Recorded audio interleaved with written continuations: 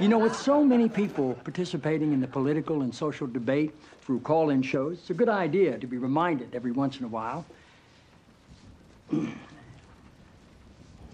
It's a good idea to be reminded of the awesome impact.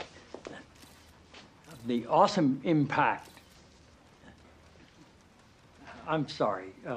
You're Dr. Jenna Jacobs, right? Yes, sir. It's good to have you here. Thank you.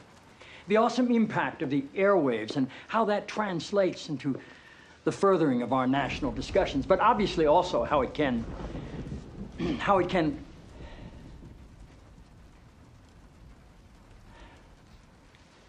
Forgive me, Dr. Jacobs.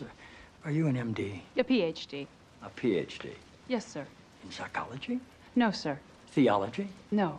Social work? I have a PhD in English literature.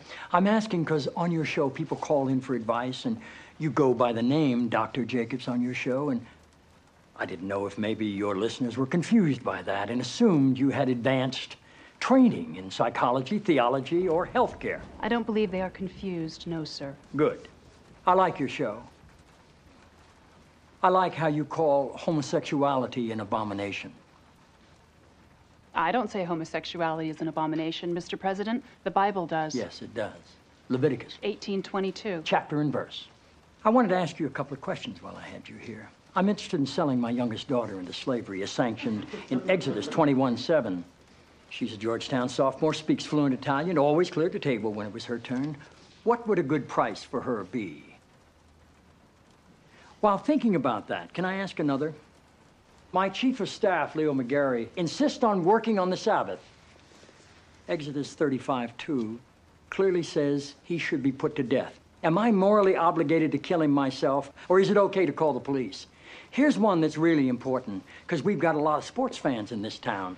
Touching the skin of a dead pig makes one unclean, Leviticus 11:7.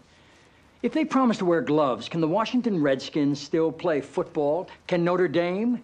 Can West Point? Does the whole town really have to be together to stone my brother John for planting different crops side by side? Can I burn my mother in a small family gathering for wearing garments made from two different threads? Think about those questions, would you? One last thing. While you may be mistaking this for your monthly meeting of the Ignorant Tight-Ass Club, in this building when the president stands, nobody sits.